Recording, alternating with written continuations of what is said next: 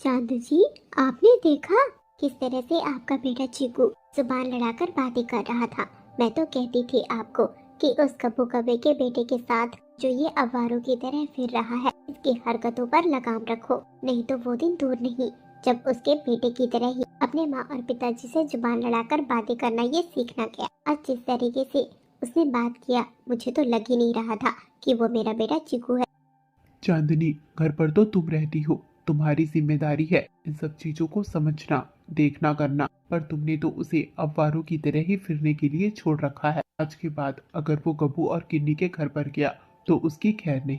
दोनों इसी तरह से बातें कर ही रहे थे कि तभी वहाँ पर गब्बू कब्बा का बेटा गोलू आता है। चांद अंकल, चांद अंकल, क्या चीकू घर पर है? मुझे चीकू से बहुत जरूरी काम है, आप चीकू को बुला दो। गोलू बेटे, चीकू को तुमसे कोई बात नहीं करनी और जितना हो सके तुम चीकू से दूर रहो।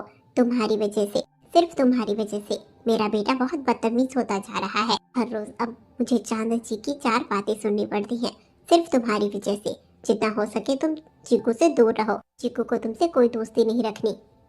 मोटी चोंच वाली चांदनी आंटी, तेरी इतनी हिम्मत जो तू मुझसे इस लहजे में बात करे। अगर तेरा बेटा मेरा अच्छा दोस्त ना होता तो तुम दोनों को तो मैं चील के हवाले कर देता, मांस खिला देता तुम दोनों का। चुप हूँ तो सिर्फ चीकू की वजह से। चीकू, ए चीकू, अरे ओ चीकू, आएगा कि नहीं आज? गोलू कौवा इस तरह से आवाज लगाता है और वो तो चांदनी को भी 4 बातें सुना देता है।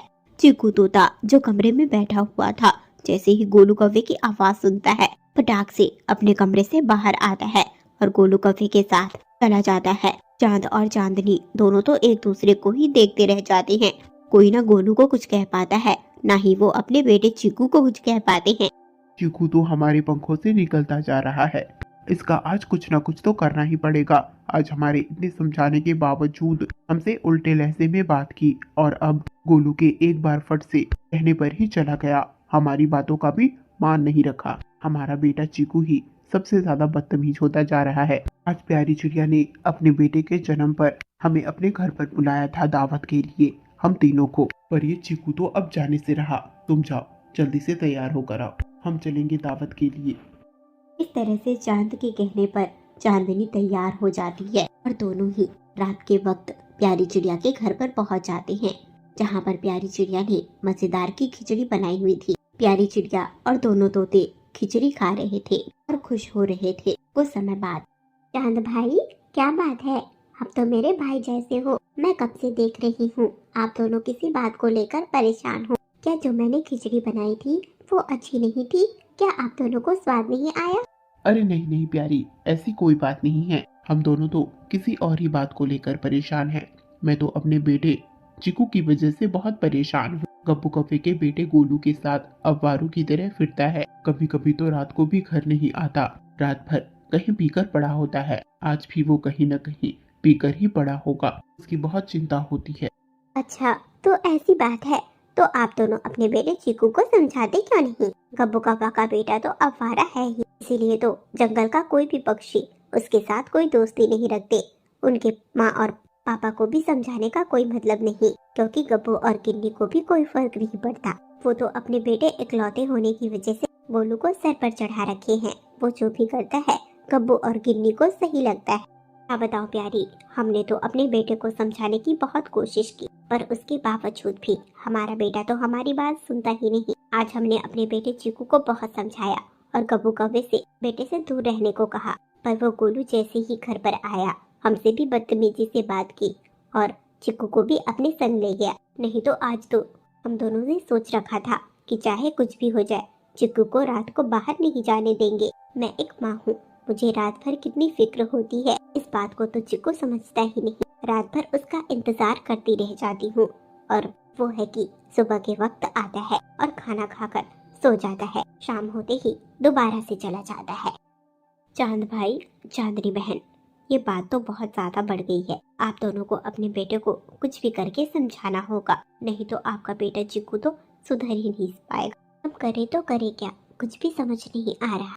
चांदनी बहन, आप चिंता मत करो, कल मैं गब्बू और गिन्नी के घर पर जाऊंगी और उन दोनों को समझाने की कोशिश करूंगी। चांदनी बहन, हो सके तो तुम भी मेरे साथ चलना। इस तरह से प्यारी कहती है। रात का वक्त काफी हो गया था। चांदनी तोती और चांद तोता अपने घर पर आ जाते हैं। चांदनी तोती दरवाजे पर खड़ी रहकर रात भर अपने बेटे के घर पर आने का इंतजार करती रह जाती है। रात गुजर जाती है और अगली सुबह होते ही चिक्कू तोता घर पर आता है। शाम का वक्त होते ही चिक्कू जब कब्बू कौवे के बेटे गोलू के साथ घर से निकल गया था, चांदनी तोती प्यारी चिड़िया के घर पर जाती है। जिसके बाद प्यारी चिड़िया और चांदनी दोनों गब्बू और गिन्नी के घर पर जाते हैं, जहाँ पर गब्बू तो नहीं था। दोनों की मुलाकात गिन्नी से होती है। गिन्नी बहन, तुम्हारे बेटे गोलू की वजह से मैं बहुत परेशान हूँ। हर शाम वो आकर मेरे बेटे को अपने संग ले जाता है और ना जाने कहाँ आवारागर्दी करते हैं दोनों के दोनों। मुझे तुम्हारे बेटे का साथ बिल्कुल नहीं पसंद। तुम अपने बेटे को समझा दो, उसे जो कुछ भी करना है करे, बस मेरे बेटे का पीछा छोड़ दे। हाँ गौरी, चांदनी बहन बहुत परेशान है और हो सके तो तुम भी अपने बेटे को समझाओ, नहीं तो अगर कल को कोई अनहोनी हो गई तो तुम्हारा इकलौता बेटा तुमसे दूर हो जाएगा। मैं जानती हूँ कि तुम दोनों अपने बेटे से बहुत प्यार करते हो। जो तुम्हारा बेटा तुम्हारे प्यार का नाजायज फायदा उठा रहा है, अवारों की तरह फिर रहा है, गलत गलत काम कर रहा है, ये सब तो गलत है। चुप कर प्यारी, चुप कर। एक अंडे से बेटा क्या निकल गया, तेरे तो हाव भाव ही बदल गए। कल को तेरा बेटा बड़ा होगा, तब देखती हूँ कितना ज्ञान देने वाली बनती है। और रही बात चांदनी तोती तेरी, तू तो चुप ही रह।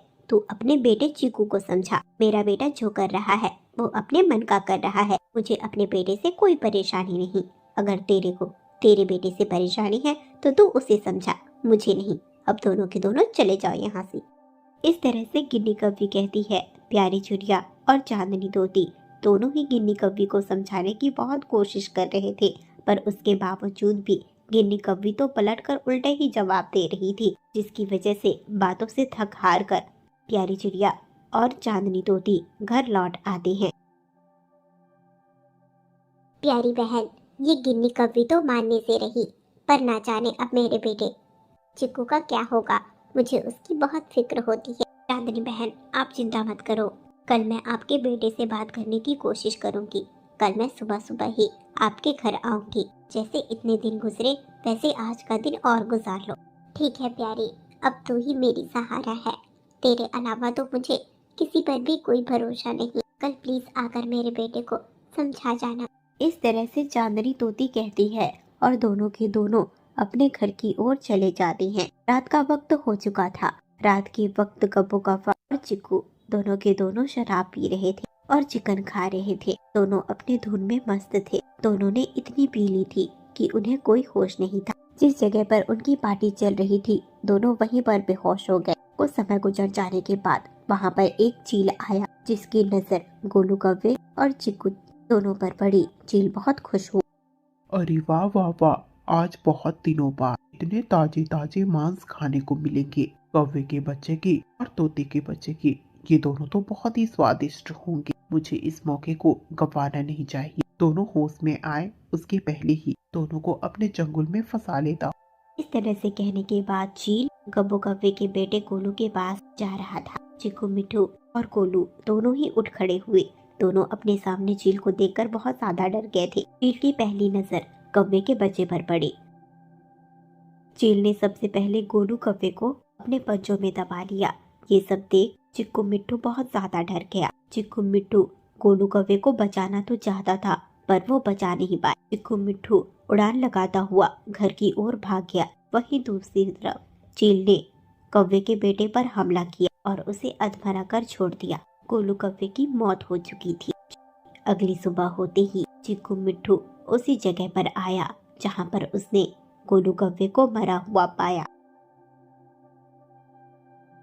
चिक्कू ने यह बात अपने माँ और पिताजी को बताई, जिसके बाद जंगल में गब्बू और गिन्नी को भी यह खबर मिली कि उनके बेटे की मौत हो चुकी है। गब्बू और गिन्नी उस जगह पर जाकर फूट फूट कर रो रहे थे और अपने बेटे को जगाने की कोशिश कर रहे थे, पर अफसोस उनका बेटा अब जाग नहीं सकता था। प्यारे दोस्तों, तो कैसी लगी आपको आज की कहानी कमेंट में जरूर बताना। अगर चैनल पर नए आए हो तो चैनल को सब्सक्राइब जरूर कर लेना। और अगर ऐसे ही मजेदार कहानियाँ आगे भी देखना चाहते हो तो कमेंट में प्यारी चिड़िया की न्यू स्टोरी